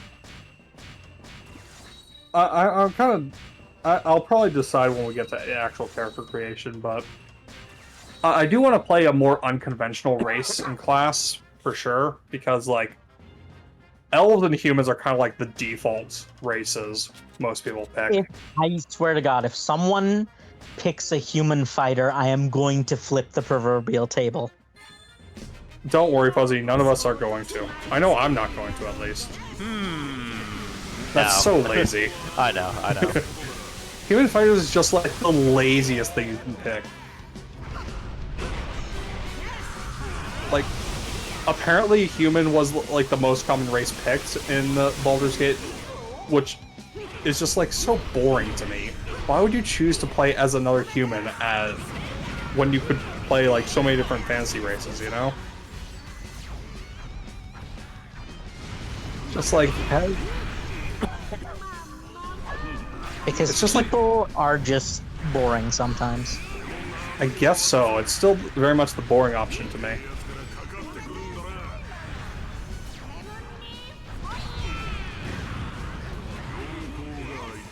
Also, yeah. it doesn't help that I believe like one of the primary issues is I believe they were just overpowered. Humans like were one of the more OP races in the. Didn't they originally get like a +1 to every stat or something? Yes. Did that get balanced ever? I don't think it has actually. Yeah, that's like the thing with humans is that like every other race has like a +2 and a +1 to 2 different stats. I'm pretty sure. Kind of weird to give humans a +1 every. It's because they don't have any other like specialized racial abilities. Yeah. The problem is there's no racial ability that is better than just the raw +4 stats that you get, or the +3 stats. Is it +1 to 3 stats, or is it +1 to all stats? It's +1 to all stats, which means in total it's +6, whereas other races get a total of +3. Yeah, it would In be the more form of balanced if it was 2-1. just like +1 to any 3 stats you choose. That would make sense with making humans the generic class of like, oh, you can pick 3 different stats and add +1 to each of them, as opposed to other races who have specific stats they get a boost to. That would make sense, but making sense would require Wizards of the Coast to have like a reasonably competent game design team. Oh dang, yeah, no. I am firing those shots. I don't care. No, you're right. Wizards of the Coast sucks. Not the hottest take, to be fair. Yeah. Yeah, it's why I was confident making it. As we all know, I'm a very non-controversial individual.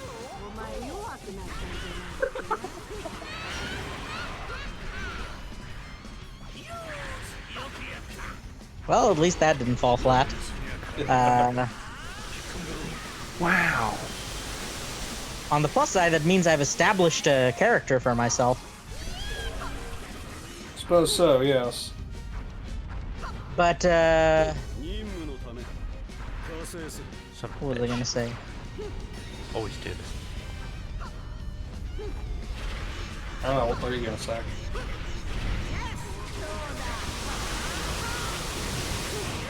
So, yeah, I'm probably gonna be a Tiefling Sorcerer. Right. Sorcerer's a fun class. Look,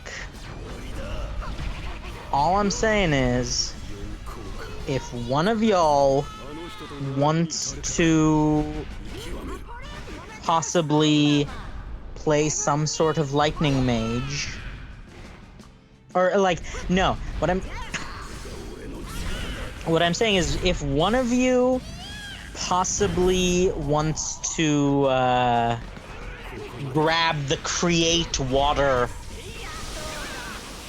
cantrip, I have lightning bolt. Oh. And also, oh no, the combo isn't lightning bolt. The combo is twin casting chromatic orb.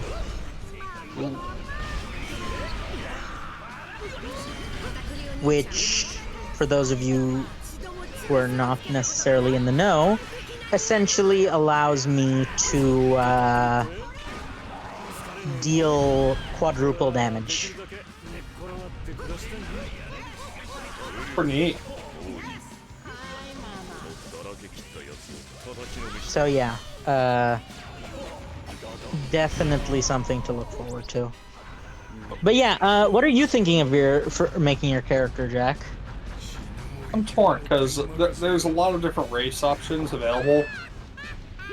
And I kind of want to do something I haven't really done much, if at all, before. I played a Tiefling in the one-shots, but other than that, I haven't really.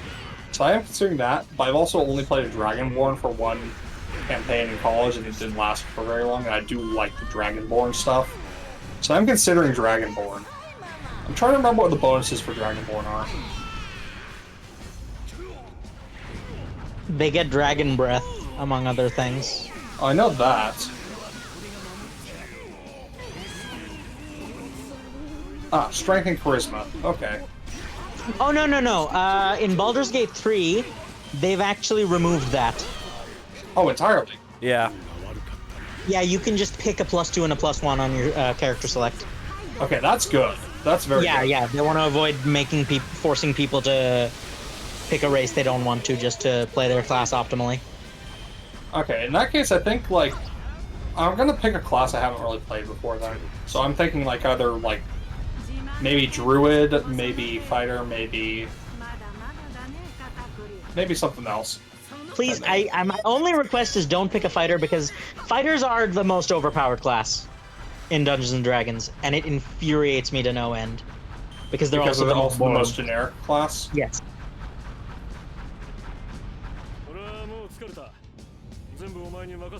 It's like, I get why it's the case, because often simple equates to good, right? Like, complexity often dilutes the level of power available, but I swear to God, if I see one more fighter, especially a human fighter, just sweeping an encounter, I'm gonna be... It makes me so mad! Oh, you know what? I haven't played Barbarian before. That could be fun. You know what? Well, Mill, are you playing a rogue or a druid, do you think? Probably rogue. Rogues have some very good dual-wielding builds in Baldur's Gate 3. So, if you're a rogue and I'm a Jack's a barb and I'm a sorcerer, we've got our tank, melee DPS, range DPS right there. Which would mean Gen would have to be the healer. You just have to play a healer. You don't absolutely need a healer. In a game like healer on hand helps a lot, though. It helps, certainly. Though, there are also much more hands-on options. Like, a paladin and a cleric are both basically hybrids. To be fair, druids, I think, also have healing spells. Druids have healing, but, like, they're more That's situational. not the focus. Yeah.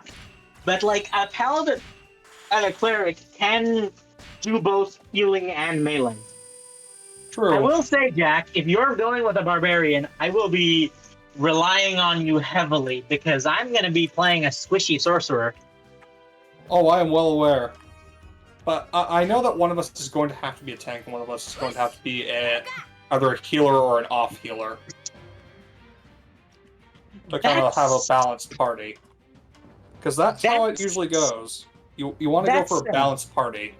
Yes, generally, if it's a 4-person party, you want one healer, one tank, one melee, one ranged. Yep.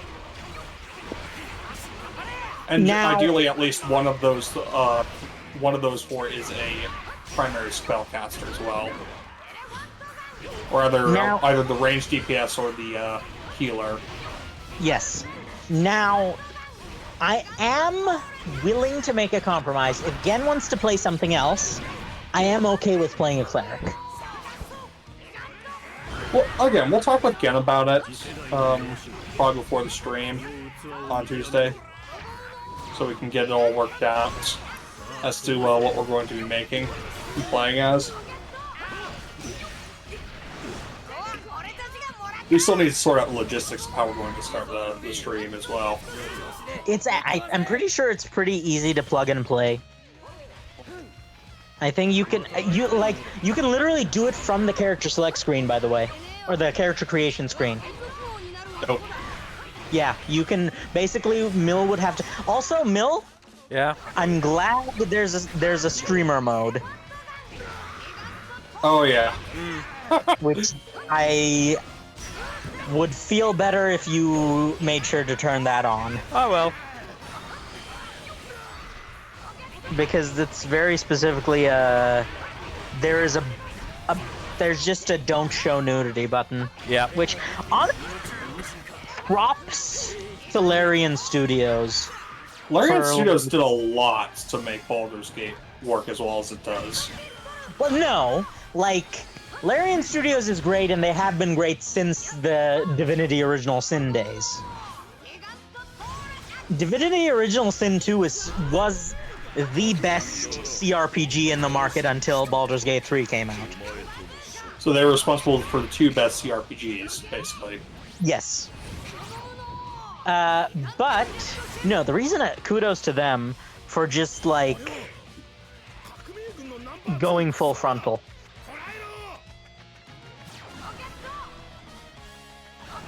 Because, yes, thank you. Because, here's the thing. That would have literally been the first thing modded in. Yeah. Yep. So the fact that they just, like, did it is, like, Good for them. just it's good for them. It saves the modders so much trouble. Honestly, think of the modders. I actually mean that genuinely. Modders are some of the most, like, admirable people in the industry by sheer virtue of the amount of effort they put in, often for no return, little to no return. That's how like the only community part of any given community I think puts in as much effort as modders overall into making stuff that they don't get paid for. I think that's fanfic authors. Yeah. Just because of how much, especially the ones who write long fanfics. And even then, the comparison is not even close to a certain extent, because, like, the amount of work that has to go into making, like, a decent-sized mod as opposed to a fanfiction. I mean, I It's know like, for, you know, stuff like fucking Skyrim, people have made just outright expansions, basically, which is really fucking cool. Must have been so much work. Absolutely insane. Skyrim is a game that should not, like, it makes no sense that it exists. It's very mod friendly, is why it has so much staying power. Well, no. It doesn't make sense how mod-friendly it is what I'm trying to say. Ah. Aren't most Bethesda games really mod friendly though? Or rather, it doesn't make sense that people have put in so much effort. Because it's like, let's be real, the game itself is not good enough to deserve the sheer amount of man-hours that fans have put into it. Yeah. I haven't played it yet, so I wouldn't know. You've never played Skyrim? Nope. I have it, but I've never played it. Wow. That's, like, mind-boggling. I mean, I don't think that's the one you were looking for, Jack. No, I misclicked. Yeah. Yeah, I This had a one. feeling. That one, I think, was more appropriate. Probably. I don't know.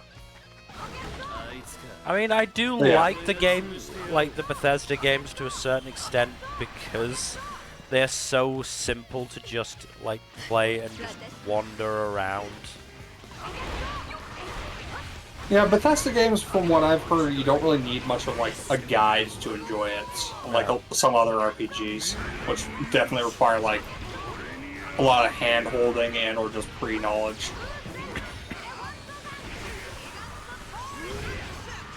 You basically don't really have to engage the brain that much either. No.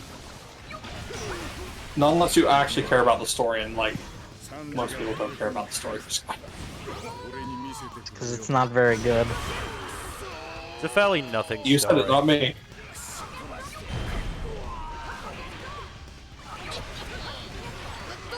But yeah, I haven't played any Bethesda games at all. My knowledge of it is only secondhand. Or rather, my only knowledge of Bethesda as a company is secondhand. Honestly, over Skyrim, I would recommend Oblivion. I don't think I have that one. Oblivion is the Elder Scrolls one right before Skyrim. I know that. It's just I don't have that one. It like goes on sale on Steam for like I mean, I doubt every- it's very every much year. to begin with right now anyway, because it's from like 2008. Fuck me, that's 15 years. Jesus. Look this up right now. Elder Scrolls Oblivion Game of the Year Edition is $20. That's more than I expected, to be fair. I mean, that's still like a game from 15 years ago.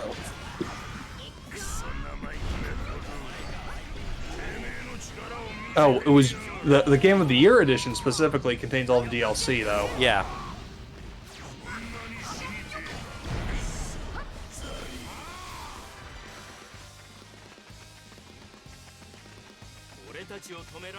Yeah, that one's an oldie. Especially if you get it on PC, you can just fucking console command your way through the game. Mm-hmm. Kind of tempted to do that at some points. Some games, just like get a cheat code. It's so much fun. I had so much fun doing that for Oblivion. I fucking made Mehrunes Dagon melt. Because I command killed him. That's fun. And the game just sort of broke.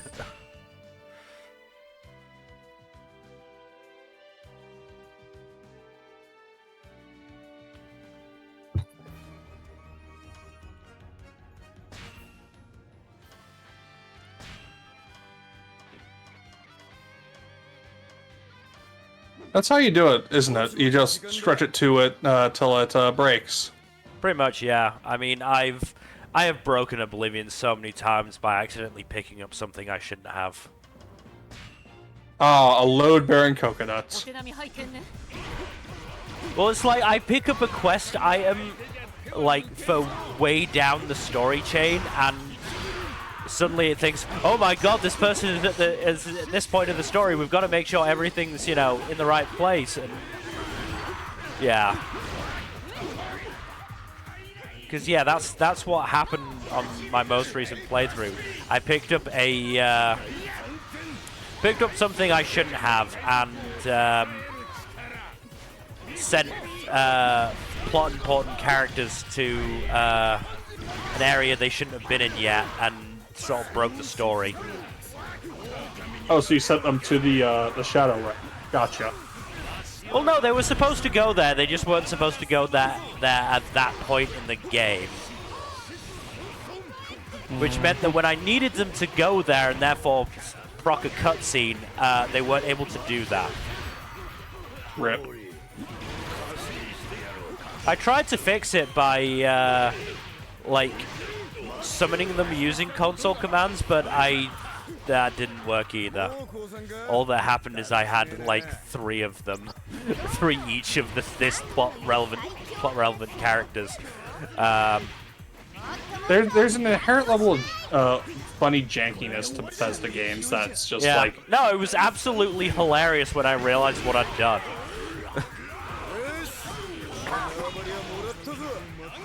Absolutely hilarious once I'd realized what I'd done.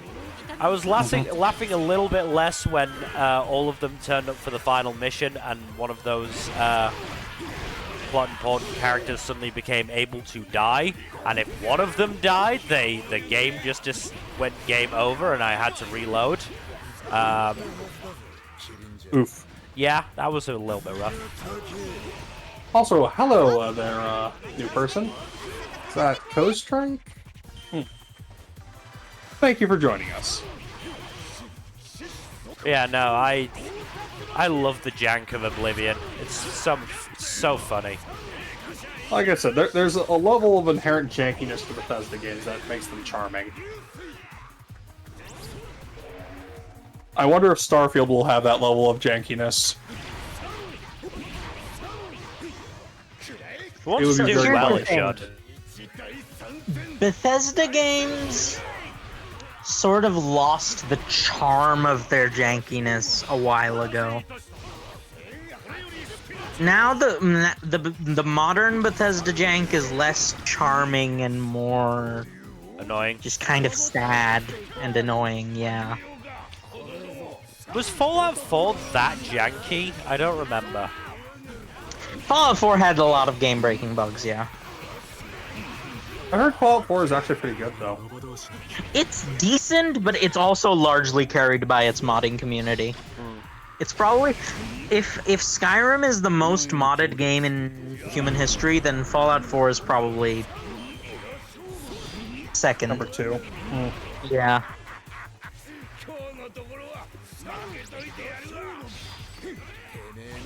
I need to play a Fallout game at some point.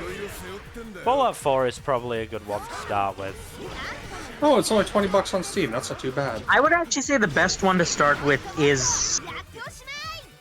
Well, what's widely agreed as basically the best Fallout game in general is probably New Vegas. I was gonna say, was it New Vegas? I've heard New Vegas is good. In my opinion, it's the best Fallout game in general. And it's also my personal favorite. I haven't played New Vegas, to be fair. Oh, New Vegas is only $10 on Steam. Yeah. That's a deal. Yeah, it's also incredibly, like, ultra jank. Look, if the jank doesn't interfere with my enjoyment of the game, I won't complain about jank. It is definitely the funnier form of jank, yes.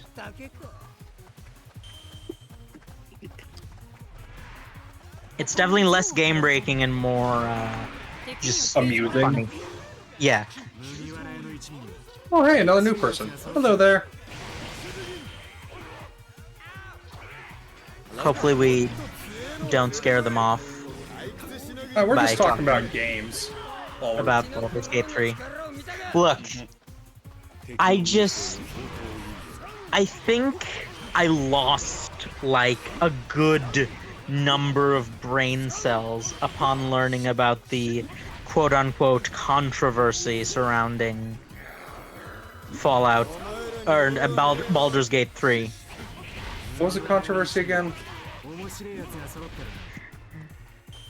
I hesitate to even call it that because it's just that stupid. Is it just the But- bear fucking? No.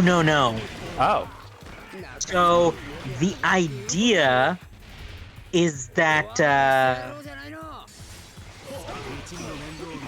and you guys are luckier to not have heard of this, but I'm gonna ruin that streak now. That's fine. Is that Baldur's Gate 3 has set too high a standard Oh, that stuff. for video game quality. I remember seeing that. No, for that's publishers, stupid. and I'm just like, it's just it's the dumbest thing I have heard in a long time.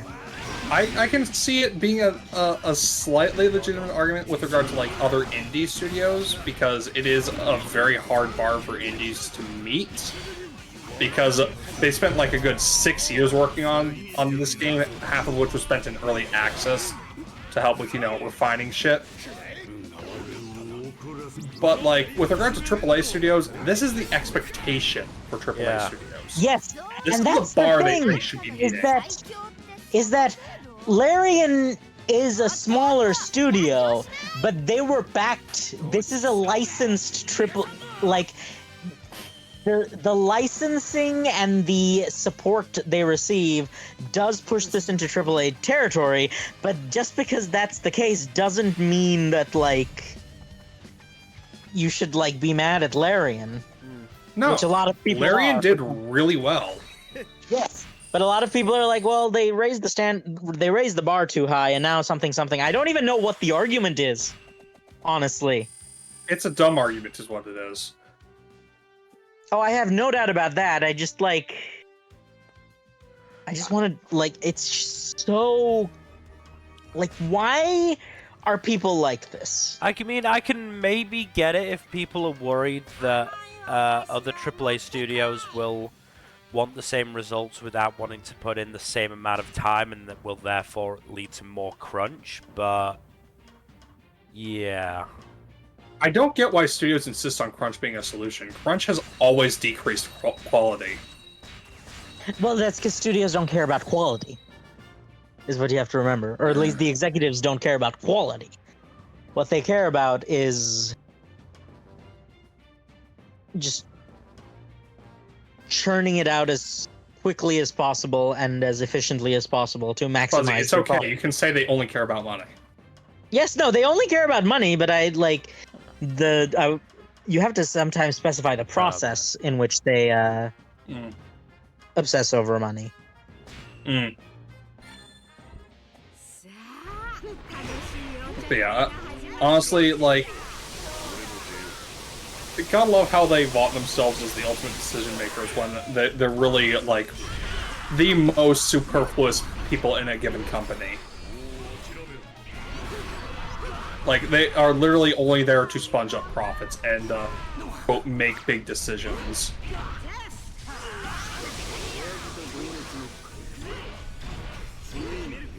I'm sorry if that's a hot take. Not really, no. Oh, it's very much not. I mean, it's ice cold, really. Yeah. I didn't think it was a hot take, personally. Yeah, no, like, I just like, oh, this person is just like the most important part of running a company because he's at the top of the company, so therefore he's the most important person. Like, no, the most important people are the ground level people who actually work on the ship. I mean, I remember, sort of reminds me of Simpsons episode where Homer finds out that the power structure of the power plant is actually such that a canary is the head of the plant, so that it can take the blame if anything goes wrong. Is that a canary in a coal mine joke? It almost certainly is, yes, knowing The Simpsons. I mean, props to them for making a clever joke out of that. A large portion of The Simpsons does, in fact, have good writing. I am aware. Damn shame that most of modern Simpsons isn't up to that stuff. I mean, there's definitely still some good jokes in modern Simpsons. They are just a lot fewer and far between. Oh, that is a tragedy.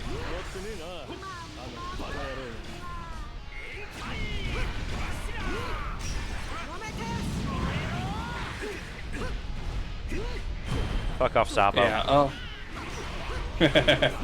You just do not like dealing with Logias, do you? I really don't. They really suck. The quicker I can take them out, the better. They do seem like they were a bit overtuned for this game. They were a pain in 3 as well. Logias I'm not shocked. are just like...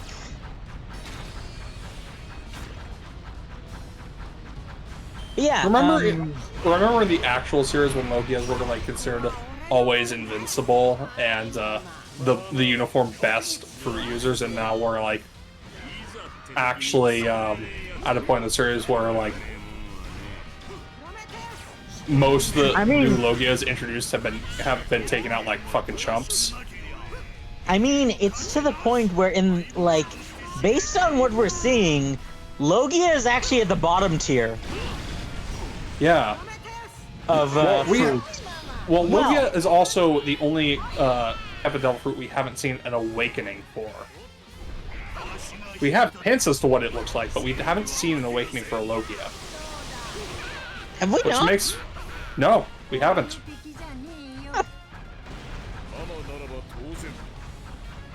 We've seen Zoan and Paramecia awakenings, but not Logia.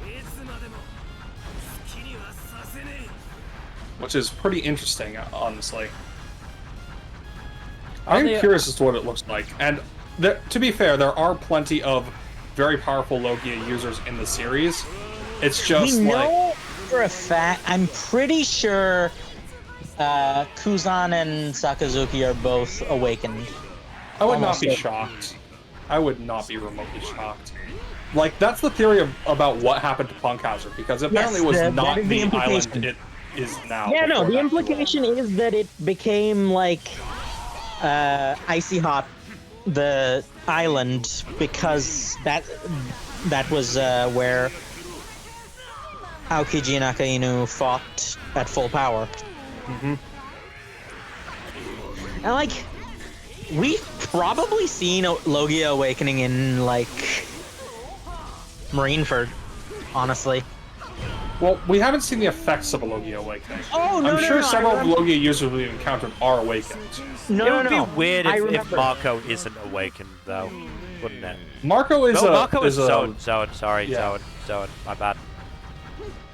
Look, he turns into fire. It's a confusing one. Mythical Yeah. Zones don't exactly follow the rules normally. Mythic. So okay. I remember seeing something in Library of Ohara, or somewhere, where it's like the Logia Awakening might be literally like granting some degree of sapience to the element, or like sentience, because like there have been a lot of the top tier Logias have apparently shown like an animal that shows a surprising amount of life. See, what my thought Arcanum's is, got his and what the dog theory I've seen and- is that Logia Awakening lets someone permanently affect the environment. No, that's Paramecia Awakening. No, Paramecia lets them mess with the environment. I mean Logia Awakening like actual like climate affectation, like with Bunk Hazard, or like with that one island that is like I a black mean, hole. I mean, You right, Mil? there's also like, you know what? If we're talking about awakened Logias, there's a chance the second Logia we saw was awakened. There's a very good chance, because that is kind of what Crocodile does, isn't it? Yeah. The fact that Crocodile can permanently turn parts of the world into deserts is very consistent with Punk Hazard. Yes. Which would make him losing to Luffy even funnier in retrospect. Yes, if he's like, oh god, like, he's never gonna live that down, is he? No, he lost to a punk rookie. When he's like a Logia with hockey. I'm now just imagining like in the midst of the big final battle, all the chaos going on, Dust Bones just turning to Crocodile, just like, and you could have put a stop to this. You could have just ended him instantly, but no, the great Crocodile had to take him lightly. Well, to be fair, Mihawk's more likely to say that than Oh yeah, no, Mihawk is 100%. Mr. One. Yeah. Also, we've hit the 2 hour mark. Yeah, I was about to say we've hit the 2 hour mark, so Should probably call it quits here. Okay with that. So, thank you everybody for watching. Hopefully you have enjoyed us, talking about bullshit like Immortal Age Gap romances, recommending anime and Baldur's Gate 3. Quite an eclectic collection of topics this time around. In terms of future stuff, Tuesday, fingers crossed we are going to be able to do a multiplayer Baldur's Gate 3 stream. Looking forward to that. Thursday, probably more of a general gaming stream. I mean, the hope is that the Baldur's Gate thing can become like at least a somewhat recurring segment. At least that's my hope. Yeah, we'll have to see what happens. Next Saturday, honestly, I think we're agreeing we're probably just going to take it off. Yeah, most likely. Because we don't have a topic for the Paradox Hour. And then next Sunday, probably something similar to this. Because we've still got no D&D. Yeah. Otherwise, again, thank you for watching. Please do give us a follow here on Twitch. We always appreciate follows on Twitch. And if you want to on Twitter, I'll try and get back into the habit of tweeting, but it's difficult to motivate. especially when it's circling the drain like it is. Mhm. And there's all that YouTube stuff. Like and subscribe if you have not already. Hit the bell, give us a comment. Help us turn this into a job, please. Subscribe.